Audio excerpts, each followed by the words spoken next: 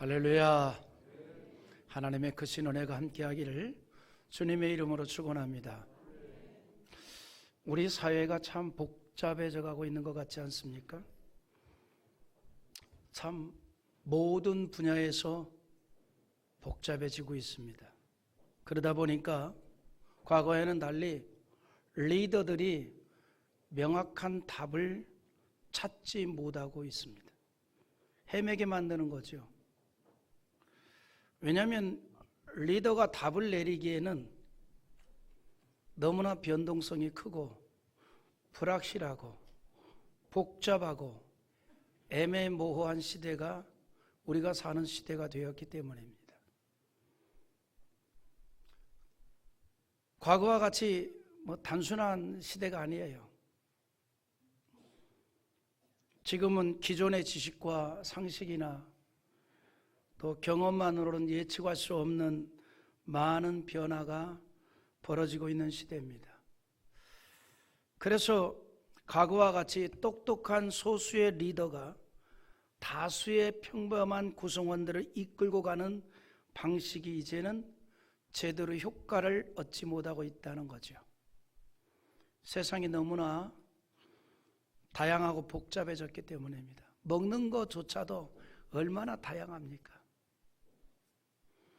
우리가 통상적으로 그냥 과거에는 밥을 먹으면 간단했어요. 김치 깍두기, 고등어 하나 넣고. 근데 지금 그거 외에도 너무 먹을 것도 다양하고 복잡한 시대가 됐습니다. 사상도 복잡해졌습니다. 그런데 또 하나는 뭐냐면 사람들이 어릴 때부터 많은 정보와 지식을 너무나 쉽게 접하게 됩니다. 그러다 보니까 아는 것도 많아졌고, 여러분 과거와 달리 지금은 다 똑똑해요. 아는 게 너무 많아졌어요. 각 분야에 대해서 반전문인입니다. 어른들한테 물어볼 거 없어요. 정 안 되면 백종원의 김치찌개 레시피가 쫙 나와요. 치면 되는 겁니다. 이 어린 시절부터 너무 아주 간편하게 지식을 이렇게 얻을 수 있는 그런 시대가 됐습니다. 그러다 보니까 어릴 때부터 많은 정보와 지식을 너무나 쉽게 접하다 보니 사람들이 아는 것도 많아졌고, 그와 함께 개인의 주관도 뚜렷해졌습니다. 가면 갈수록 개인의 주관이 뚜렷해요. 그러나 주관이 뚜렷하고 자기 존재감이 강한 사람이라도 세월이 흘러 지난 날을 돌아보면 뭐가 남지요? 후회가 남습니다. 후회가 많이 생기는 거죠. 여기에서 인간의 연약함을 인식하게 되는 겁니다. 똑똑하고 잘난 줄 알았는데, 내가 굉장히 잘 살아온 줄 알았는데, 시간이 지나서 지난 날을 돌이켜보니 후회도 있다는 것이죠. 그래서 인간의 연약함을 인식하고 우리 예수 믿는 사람들은 상대적으로 하나님을 더욱 가까이 하게 되고 의지하게 된다는 것이죠. 그 또한 귀한 일인 줄 압니다. 여러분, 우리 예수 믿는 사람들이 특별히 나의 연약함을 인식한다는 게 얼마나 귀한 일인지 몰라요. 왜냐하면 내 부족함을 알기 때문에 상대적으로 전능하신 하나님을 찾게 되는 거죠. 여러분, 성경에 말씀하듯이 병든 자에게 의원이 필요하듯이 내가 아프다는 걸 느낄 때에 병원을 찾잖아요. 내가 약하담을 알 때에 강하신 주님의 손을 붙잡으려고 한다, 이 말이죠. 내가 부족함을 느끼지 못하면 전능자를 찾고자 하는 마음이 희박해지는 거죠. 그래서 다윗이 하나님 앞에 뭐라고 기도했냐면 이렇게 기도합니다. 하나님, 나의 연약함을 항상 알게 하옵소서. 그렇게 기도했어요. 하나님, 나의 연약함을 좀 알게 하옵소서. 내가 나의 연약함을 알지 못하고 오만하지 않게 하옵소서. 시편 39편 4절의 말씀인데, 여호와여 나의 종말과 나의 연한이 언제까지인지 알게 하사 내가 나의 연약함을 알게 하소서.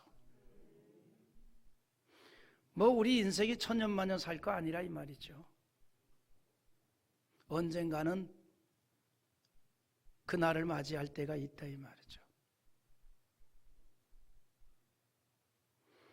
이게 인간의 연약함을 알라는 거죠. 그래 하나님 앞에 기도했어요. 항상 이것을 잊지 않게 하옵소서. 그리고 이어서 시편 39편 7절에서는 주여 이제 내가 무엇을 바라리요 나의 소망은 주께 있나이다. 내가 뭘 바라겠습니까? 나의 소망은 여호와 하나님입니다.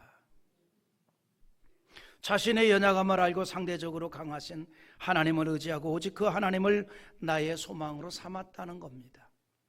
그런데 우리가 살아오다 보면 내 인생의 여정 가운데 기억에 남는 시절이 있는가 하면 기억에 남는 장소도 있습니다.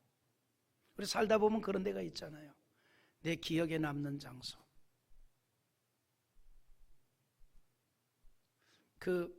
간혹 그런 목사님들하고 이렇게 예를 들어서 뭐 강원도 쪽을 가면요, 강원도에서 군 생활했던 목사님들은 뭐 저기에 뭐가 있고 저기에 뭐 저기서 초소 지키다가 누구랑 뭐 민간이랑 뭐 바꿔먹고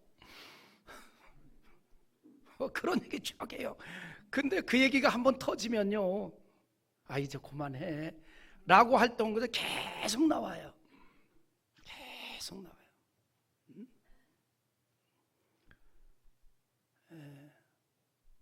36개월 군생활 했으니까 할 말이 얼마나 많았겠습니까?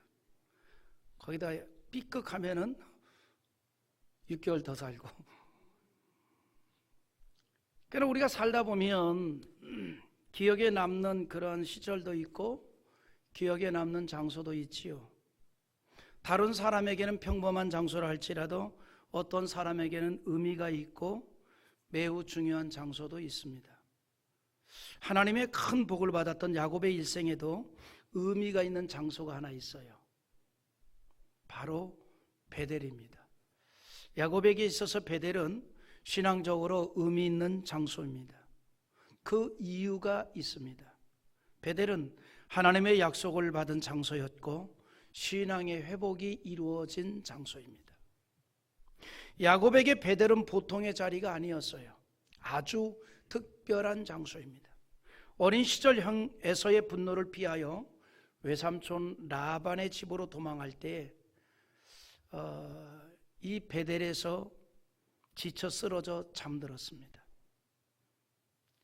그럴 때 하나님은 지쳐 쓰러진 야곱을 긍휼히 여기시고 그곳으로 찾아와 주셨습니다. 그리고 그에게 위로와 함께 축복을 약속해 주십니다. 그리고 하나님의 축복대로 야곱은 20년 만에 큰 거부가 되어서 고향으로 돌아오게 되었습니다.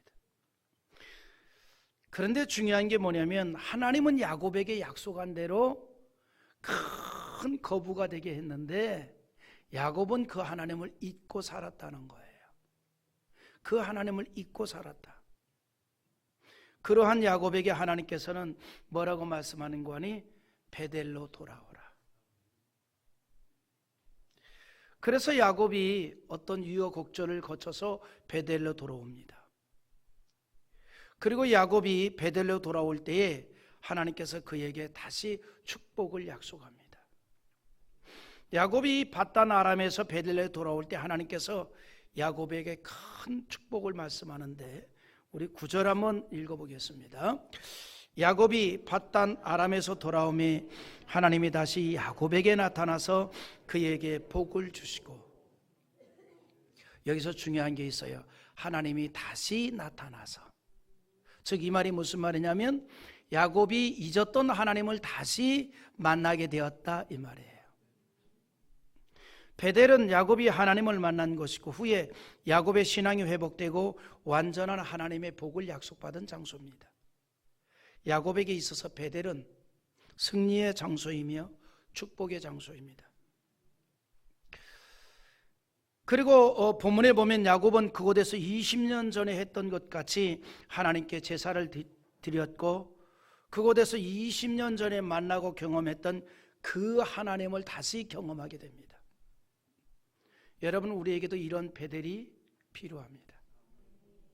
우리의 신앙을 회복하고 하나님의 축복을 약속받는 베델이 필요합니다. 그 베델이 어딜까요? 교회입니다. 하나님의 집입니다. 하나님의 집. 그래서 우리의 교회 생활이 베델이 된다는 것은 복된 일입니다.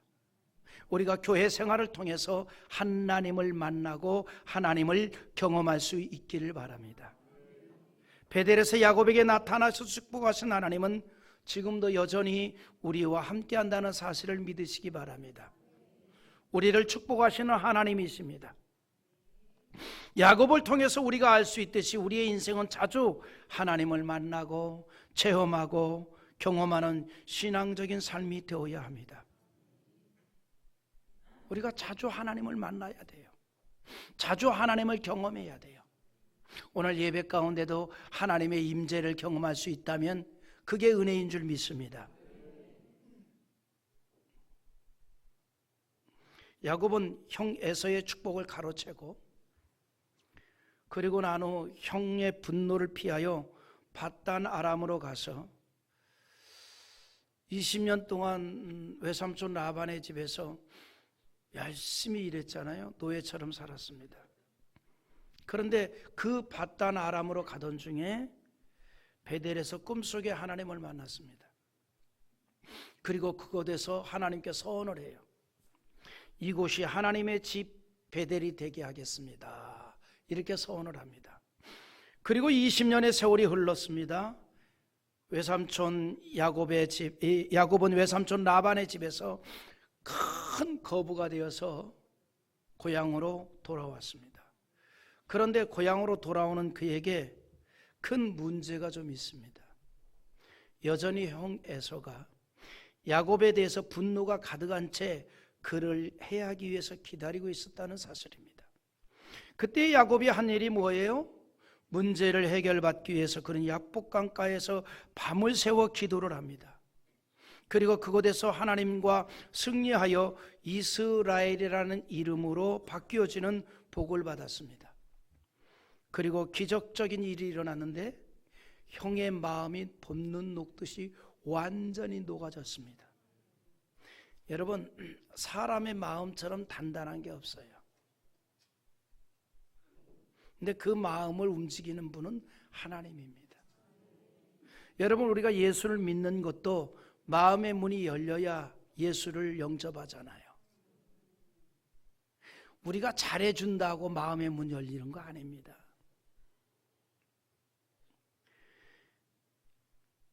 정말 징글징글하게 예수 못 믿는 사람은 아무리 잘해줘도 못 믿어요. 근데 해준 거 없는데도 마음의 문이 쫙 열려 예수 믿는 사람이 있어요. 할렐루야. 그 마음을 누가 주관하냐면 하나님이 주관하십니다. 20년 동안 동생에 대한 분노의 그 마음을 가지고 있었던 이 형 에서의 마음이 봄눈 녹듯이 일순간에 완전히 녹아버렸어요. 하나님이 하시면 그렇게 되는 거예요. 하나님이 하시면. 그런데 자, 이제 이 어려운 문제가 해결이 됐잖아요. 그러면 하나님을 더욱 찾아야 되잖아요. 그런데 아니에요. 야곱이 어려운 문제가 해결되니 하나님과의 약속을 또 완전히 잊어버렸습니다. 야곱은 베델로 올라가지 아니하고 이제 형 에서를 만난 이후에 어디로 가는 거니? 세겜성 부근에다가 장막을 칩니다. 야곱이 세겜 근처에 장막을 친 이유가 있습니다. 당시 세겜성은요, 규모가 큰 마을로 형성이 되었기 때문에 사람이 살기 좋은 환경이 조성되었던 겁니다. 요즘 그렇잖아요. 아무래도 사람이 많이 모여 사는 것이 어떤 여러 가지 편의시설도 많지 않습니까? 당시에도 마찬가지예요. 세겜성이 규모가 있는 마을이기 때문에 사람이 생활하기에 좀 편한 곳이라 이 말이죠. 거기에 반하여 베델은 그냥 광야입니다. 들판입니다. 사람이 살기에 풍족하지 못한 곳입니다. 더구나 지금 야곱은 혼자가 아니에요. 대가족을 이끌고 있습니다. 아들과 딸들과 많은 가축과 종들이 있었습니다. 그런 형편에서 생활을 하기에 여건이 안 좋은 환경인 베델보다는 세겜이 더욱 편했습니다. 그래서 야곱이 이거저거 따지지 않고 세겜성 앞에 있는 넓은 땅을 우리로 말하면 은 100개를 주고 매입을 합니다. 그리고 그곳에 터를 잡았어요. 터를 잡아 장막을 칩니다. 그리고 생각하기를 여기서 내가 정말 행복하게 천년만년 잘 살아야 되겠다 생각했어요. 창세기 33장 18절과 19절의 말씀입니다. 한번 읽어볼까요? 시작. 야곱이 밧단 아람에서부터 평안히 가나안 땅 세겜 성읍에 이르러 그 성읍 앞에 장막을 치고 그가 장막을 친 밭을 세겜의 아버지 하몰의 아들들의 손에서 100크리스타에 샀으며. 그래서 세겜의 생활이 처음에는 평화로울 줄 알았어요. 그런데 그 평화가 깨졌습니다. 1년의 사건이 일어났던 거죠. 하나밖에 없는 딸 디나가 세겜 성주의 아들 세겜에게 강간을 당했습니다. 그래서 그 이야기를 듣고 야곱의 아들 시므온과 레이가 모략을 짭니다. 세겜성의 남자들을 싹 죽여버리자. 그래서 찾아가서 당신이 아들이 우리 동생을 간간을 했으니 부인으로 데리고 사는데 우리의 풍속에는 한 의식이 있다. 할례를 남자들이 행해야 된다. 그러니까 명령을 내립니다. 세겜성의 모든 남자들은 일시에 다 할례를 행하도록. 그래서 할례를 다 행해서 사람들이 통증으로 활동을 못한 그 틈을 타서 시므온과 레이가 칼을 가져가서 세겜성에 있는 사람 모든 남자들 다 죽여버렸어요. 다 죽여버린 거예요. 그 소식이 세겜성 여러 부족에게 쫙 전해졌습니다. 그러니까 그 부족 사람들이 복수를 하기 위해서 군사를 일으켰어요. 그래서 야곱과 그 모든 가족들을 몰살을 시켜야 되겠다. 큰일 났습니다. 평화롭기만 했던 야곱과 그 모든 가족이 생명의 위협을 받는 결과가 되었습니다. 아마 이때 야곱의 평생에 있어서 가장 긴장되고 위기에 처한 순간이었을 겁니다.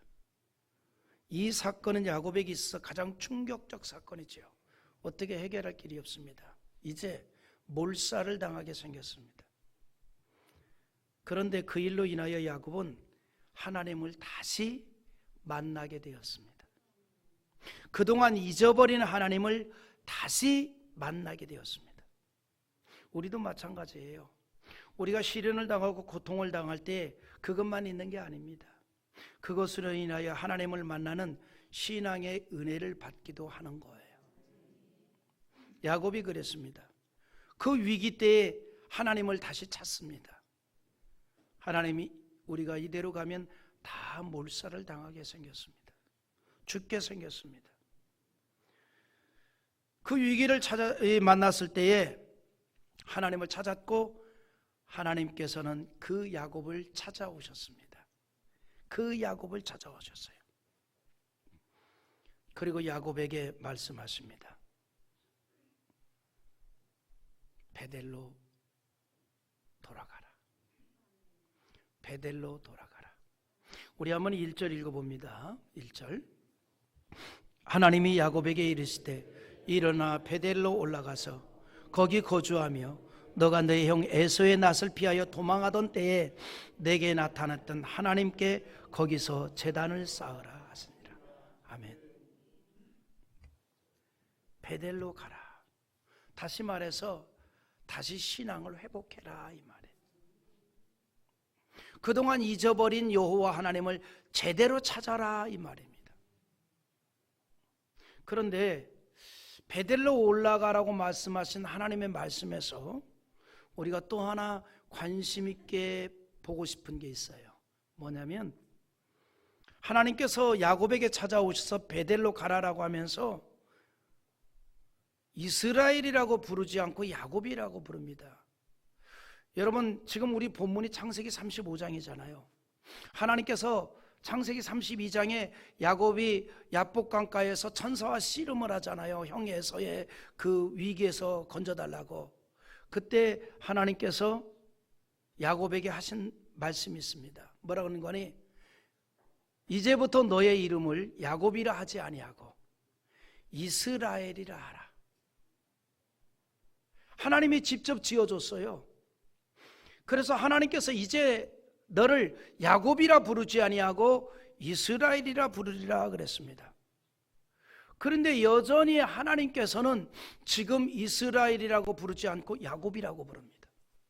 하나님이 이스라엘이라고 부른다고 해놓고 그렇게 안 부르는 거예요. 야곱이라고 부르는 거예요.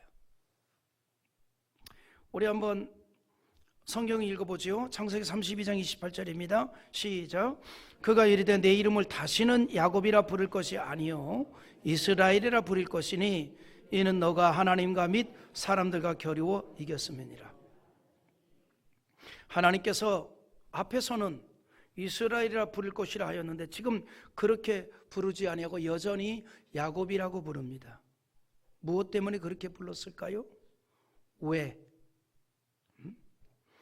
야곱의 삶이 이스라엘이라는 이름에 합당하지 않았던 거예요. 여전히 그는 야곱입니다. 여전히 그는 인간적인 생각과 인간적인 꾀를 가지고 살아가고 있었던 거예요. 여전히. 그래서 하나님은 아직 야곱이라고 불렀습니다. 그리고 명령하기를 베델에 가서 단을 쌓으라 말씀합니다. 형 에서의 낯을 피하여 도망하던 때를 회상하라는 겁니다. 거기서 하나님을 만났을 때를 회상하고 하나님과의 언약을 기억하고 그 언약과 믿음을 회복하기 위해서 제단을 쌓으라는 겁니다. 야곱은 세겜에 안주하여 이방인처럼 살아갈 인생이 아니라 하나님과 언약을 했던 베델을 회복하는 신앙적 삶을 살아가야 할 사람이었던 거예요. 우리로 말하면 하나님을 의지하고 믿음으로 살아야 할 사람이라 이 말입니다. 그런데 여전히 그는 그 자기 삶의 본질을 잃어버린 겁니다. 그래서 인간적인 생각으로 세겜 땅을 매입을 해서 거기에 정착을 하고 그냥 거기서 잘 살라고만 생각했던 거죠.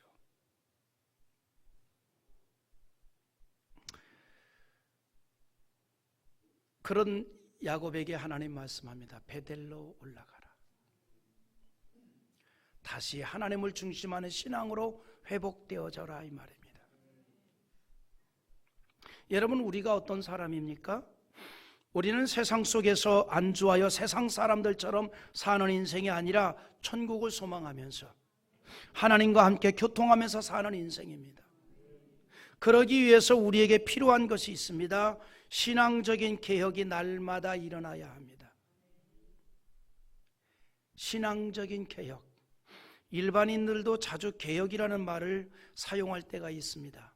일반인들도 개혁이라는 말을 개혁해야 된다. 무슨 직장 문화가 개혁돼야 된다. 무슨 교육계가 개혁돼야 된다. 정치계가 개혁돼야 된다. 하여튼 개혁이라는 말들을 많이 씁니다. 그런데 일반인들이 말하는 개혁은 기존의 체제를 완전히 바꾸어 버리고 새로운 체제를 구성하는 것에 의미를 두고 있습니다. 다 바꾸어 버리자는 거예요. 과거 것은 다 없애버리고 새로운 것으로 만들자는 겁니다. 삼성의 이건희 회장이 한 말을 사람들이 자주 인용하지요. 사람들은 마누라와 자식만 빼고 싹 바꾸라는 명대사가 오늘의 삼성이란 브랜드를 일궈낸 리더십의 한 장면이었다고 말하면서 극찬을 합니다. 그런데 신앙의 개혁은요, 어떤 것을 다 바꾸는 것이 아닙니다. 뭘까요? 이미 존재한 것을 향해서 가는 것입니다. 하나님으로 향하고 성경으로 돌아가는 거예요. 그리고 그 일에 방해되는 것을 벗어버리는 것이 신앙의 개혁입니다. 하나님을 향하는 거예요. 성경으로 가는 거예요.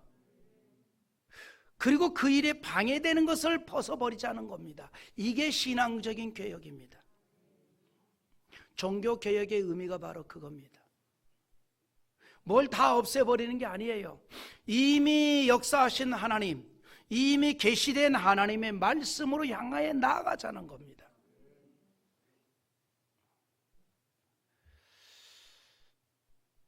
이것이 바로 신앙의 개혁이라 이 말이죠. 히브리서 12장 1절에 그래 이런 말을 해요. 우리 한번 또 읽어보죠. 이러므로 우리에게 구름같이 둘러싼 허다한 증인들이 있으니 모든 무거운 것과 얽매이기 쉬운 죄를 벗어버리고 인내로서 우리 앞에 당한 경주를 경주하며 그랬습니다. 이 말이 무슨 말이냐면 하나님을 향하는 일에 방해되는 것을 벗어버리자 이 말이에요. 그래서 우리가 신앙의 경주를 잘 하도록 하자는 겁니다. 야곱이 베델을 향해 가는 것은 하나님을 향한 신앙의 회복이었습니다. 신앙 개혁이라 이 말입니다. 신앙 개혁. 그런데 이처럼 신앙의 개혁을 하기 위해서 먼저 해야 될 일들이 있습니다. 야곱이 우리에게 그걸 보여주고 있어요. 베델로 가기 전에 해결해야 될 게 있습니다. 하나님을 향하는 일에 방해가 되는 것을 제거하고 거룩한 새 옷을 입는 일입니다. 그래서 야곱이 이제 결단을 하지요. 베델로 가기 위해서 식솔들에게 명령을 내립니다.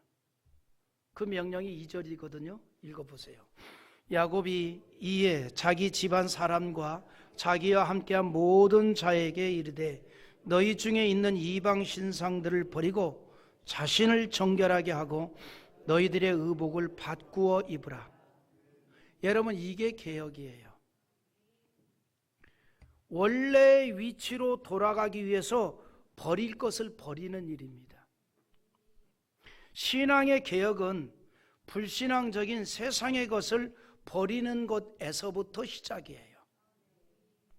세상에 물든 것을 그대로 가지고 하나님을 가까이 할 수가 없기 때문입니다. 그래서 하나님이 없는 세속적이고 이방적인 것들을 다 버릴 수밖에 없는 거죠. 오늘이 무슨 날이냐면 종교개혁 기념주일입니다.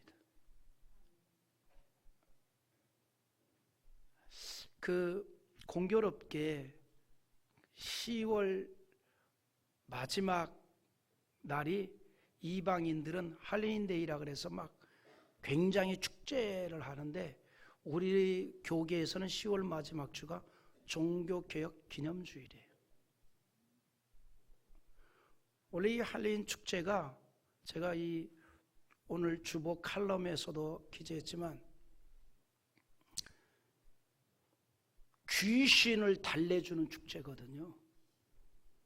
귀신. 그러니까 귀신이 내 영혼을 빼가버리면 내가 죽잖아요.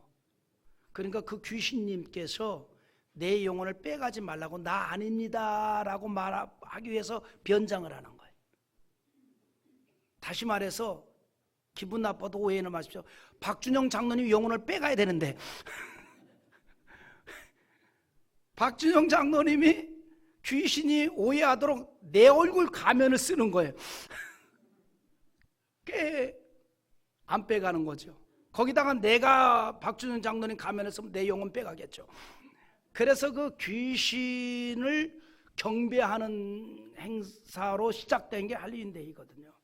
그래서 귀신 분장을 하고 이렇게 축제를 하는데 이제 거기에 장사꾼들도 영합하고 이제 죽기 살기로 놀아야 되는 사람들도 또 이렇게 연합하고 하다 보니까 이렇게 우리나라에서 그런 축제가 많이 이루어지니까 우리 정부에서도 왜 자꾸 그 서양 귀신을 섬기냐, 그러면 우리도 우리 귀신을 섬기다 해서 금년부터 K 귀신 축제를 제1회로 시작을 했어요. 어제 토요일부터 국립중앙박물관에서. 그리고 각 지자체마다 귀신 축제를 몇 군데씩 했습니다. 우리나라도 귀신 많잖아요. 달걀 귀신, 몽달 귀신, 먼 귀신 찾아보니까 한 14마리 되던데 모르긴 몰랐는데 전국적으로 지방자치마다 K귀신 축제 엄청 할 것 같아요. 서양 귀신 말고 우리 귀신 하자. 이게 뭐 하면 이제 이렇게 비 흘리고 소복 입은 사람들도 많이 나올 거고. 어제 그러잖아도 그 서양 귀신 축제에 참석했던 우리 많은 사람들이 또 이태원에서 압살을 당해서 엄청나게 많은 인원이 죽음을 당했는데, 여러분 지금은요 정말 혼란한 시대입니다. 이럴 때 우리 예수 잘 믿는 사람들이 성경적 문화를 만들어 가야 돼요. 신앙적 문화를 형성하는 책임을 져야 됩니다. 공교롭게 오늘이 종교개혁기념주일입니다. 우리가 먼저 이 날을 통해서 개혁자들의 신앙 정신을 생각하고 따르기를 바랍니다. 그러면 개혁자들의 신앙 정신은 딱 한 가지입니다. Return of Bible. 오직 성경으로만 돌아가자. 그거에 다른 거 없어요. 성경으로 돌아가자. 상황이 어떠하든지 그 상황에 기대지 말고 그 상황이 어떠하든지 우리는 하나님을 향하고 우리는 성경을 붙잡고 나아가는 자가 되자. 그거예요. 여러분, 그러면 성경으로 돌아간다는 게 무슨 말이냐면요, 하나님 중심으로 향한다는 걸 말합니다. 야곱은 베델로 가기 위해서 식솔들에게 2절 하반절에 뭐라는 거니, 자신을 정결하게 하고 너희들의 의복을 바꾸어 입으라 그랬어요. 의복을 바꾸어 입으라. 의복이 뭡니까? 그 시대의 문화와 환경에 맞추어 입게 되는 것을 말하는데, 그래서 패션이라고 그러잖아요. 유행이잖아요. 야곱은 그 자신이 하나님을 섬겨왔지만 오랫동안 이방에서 생활하였기 때문에 그들의 옷도 이방 사람들과 거의 비슷한 장신구나 부적 같은 것으로 꾸며졌을 것입니다. 그러므로 그 의복을 이제는 바꾸라는 거예요. 바꾸라는 거예요. 이것은 뭘 말하냐면 모습을 바꾸라는 것이고, 더 나아가서 삶의 방식을 바꾸라는 말과도 같습니다. 자기 중심의 사람이 이제는 하나님 중심의 사람이 되라는 거예요. 모든 생활 방식이 하나님 중심으로 변해가라는 것입니다. 여러분, 우리가 신앙이 성장했다는 게 뭘 가지고 신앙이 성장했다 그럴까요? 뭘 보고 신앙이 성장했다 그럴까요? 다른 거 아닙니다. 생활 방식이 하나님 중심으로 변해갈 때, 삶의 패턴이 교회 중심으로 바꾸어 갈 때 신앙이 성장했다 그러는 거예요. 신앙이 성장되면 삶이 하나님 중심으로 바뀌는 거예요. 생활의 패턴이 교회 중심으로 바뀐다 이 말입니다. 야곱이 식솔들에게 이처럼 모든 것을 바꾸려고 하는 이유도 말했습니다. 뭐라고 얘기했냐면, 내가 베델로 가기 위해서 바꿔야 된다. 그리고 베델에 가서 내가 하나님 앞에 제사를 지내야 되겠다. 그래서 바꾸자는 거예요. 우리 3절 한번 읽어봅니다. 시작. 우리가 일어나 베델로 올라가자. 내 환난 날에 내게 응답하시며 내가 가는 길에서 나와 함께 하신 하나님께 내가 거기서 제단을 쌓으려 하노라 하매. 베델로 올라가서 환난 날에 자신에게 응답하여 주시고 자신이 가는 길에 함께하여 주셨던 그 하나님께 제단을 쌓기 위해서 간다는 겁니다. 야곱은 비로소 자신이 이룬 것 같은 모든 것이 다 하나님의 언약대로 하나님께서 주신 축복이라는 사실을 인식하게 된 거예요. 인식. 하나님께서 나와 함께 하셔서 이렇게 큰 복을 받게 되었다는 것을 비로소 생각하게 되었습니다. 신앙으로 돌아왔다는 얘기입니다. 그리고요, 또 하나, 과감한 결단을 행동으로 보입니다. 야곱은요, 자기의 모든 것을 상수리 나무 아래 다 묻어버렸어요. 여기 모든 것이 뭘까요? 보세요, 뭔지. 4절 한번 읽어보세요. 그들이 자기 손에 있는 모든 이방 신상들과 자기 귀에 있는 귀고리들을 야곱에게 주는지라 야곱이 그것들을 세겜 근처 상수리 나무 아래에 묻고. 여러분, 이 말이 무슨 말일까요?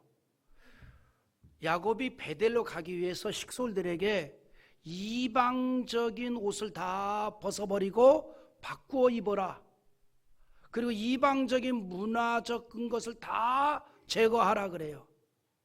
그러다 보니까 그들의 손에 있는 이방 신상들과 자기 귀에 있는 귀고리 등을 가지고 왔어요. 여기서 말하는 이방 신은 여러분 싸구려 인형이 아니에요. 귀금속입니다. 금덩어리들이에요. 그런 값비싼 물건들입니다. 귀고리들도 보석들입니다. 그것을 다 땅속에 묻어버렸어요. 그리고 베델로 가는 거예요. 그리고 그 땅이 또 어떤 땅입니까? 은 100개를 주고 산 땅이에요. 거기서 그냥 정착하려고, 자손 만대로 정착하려고 넓은 땅을 은 100개를 주고 샀어요. 그래서 거기서 터를 낚았어요. 그런데 그 땅에 모든 우상을 흉내내는 따르는 모습인 그걸 땅속에 묻어버리고 베델로 가는 거예요. 지금 야곱에게 정말 중요한 것은 어마어마한 돈을 주고 산 그 땅도 아니고 귀금속도 아니고 갖은 금덩어리 폐물도 아니고 오직 여호와 하나님이었고 오직 베델이었습니다. 야곱에게 정말 중요한 것은 하나님을 만나는 일이었던 것입니다. 정말 만나는 것을. 그의 인생이 다시 한번 전환점을 이루는 계기가 됩니다. 전환점.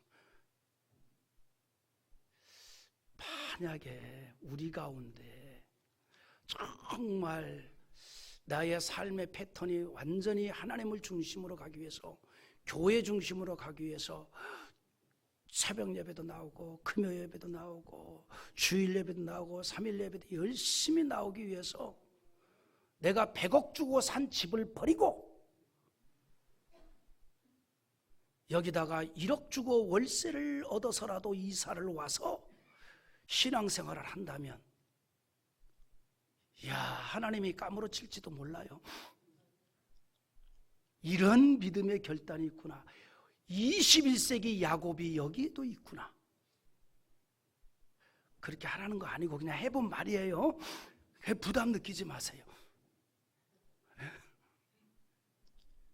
그만큼 야곱은 결단을 했다는 거예요. 결단을. 내가 이제는 오직 하나님 중심으로만 가리라. 내가 오직 하나님 중심으로 향하리라. 그 얘기입니다. 지금 뭐 차가 있으니까 멀리 가도 다 오면 되니까, 그건 상관은 없지만, 그런데 그렇게 야곱이 베델로 올라가려고 출발을 할 그때에 하나님께서 도움을 주시기 시작합니다. 어떤 도움을 줍니까? 야곱과 그 가족을 다 진멸하기 위해서 추격하던 그 세겜 주변에 있는 많은 이 동원된 군사들, 그들에게 하나님께서 직접 관여하여서 그들에게 갑자기 그들의 마음에 두려운 마음을 하나님이 주어서 더 이상 야곱의 일행을 추격하지 못하게 만듭니다. 하나님이 도와주셨어요. 하나님이 구원해 주었어요. 5절 한번 읽어보아요. 시작. 그들이 떠났으나 하나님이 그 사면 고울들로 크게 두려워하게 하였으므로 야곱의 아들들을 추격하는 자가 없었더라. 아멘. 이렇게 마음의 결단을 하고 어디를 향해서, 베델을 향해서 딱 떠나는 그 순간 하나님은 야곱의 일행, 이 모든 식솔들을 진멸하려고 오려고 하는 그들의 마음에게 두려움을 주었어요. 더 이상 추격하지 못하게 만들어 놓았습니다. 여러분, 이처럼 하나님의 뜻대로 살기를 결단하고 신앙의 걸음을 걷는 사람에게 하나님의 능력의 손길이 함께하는 줄 믿으시기 바랍니다. 하나님의 도우심이 있습니다. 문제를 해결해 주는 은총이 있습니다. 그래서 야곱은 베델에 올라가서 하나님을 다시 만나는 축복을 받았습니다. 하나님을 다시 체험했습니다. 하나님께서 다시는 야곱이라 부르시지 아니하고 비로소 야곱에게 이스라엘아 이렇게 불러주었어요. 이스라엘아. 10절 한번 읽어봅니다. 시작. 그에게 이르시되 내 이름이 야곱이지만은 내 이름을 다시는 야곱이라 부르지 않겠고 이스라엘이 내 이름이 되리라 하시고 그가 그의 이름을 이스라엘이라 부르시고. 아멘. 이처럼 하나님께서 야곱의 신앙을 인정하였을 뿐만 아니라 생육하고 번성하는 복을 이제 또 내려주시는데, 하나님께서 야곱을 인정했다는 거예요. 야곱의 신앙을 인정했다는 거예요. 이제는 야곱이 아니다, 너는 이스라엘이야. 오늘 여러분, 우리가 이처럼 날마다 하나님으로부터 인정받는 믿음의 사람 되기를 원합니다. 인정받는 신앙의 사람이 되기를 원합니다. 이렇게 하나님께서 야곱을 딱 인정한 다음에 그 다음에 또다시 거대한 축복을 언약합니다. 그게 11절 12절인데 또 읽어봅니다. 하나님이 그에게 이르시되 나는 전능한 하나님이라 생육하며 변성하라 한 백성과 백성들의 총회가 내게서 나오고 왕들이 내 허리에서 나오리라. 내가 아브라함과 이삭에게 준 땅을 내게 주고 내가 내 후손에게도 그 땅을 주리라 하시고. 할렐루야.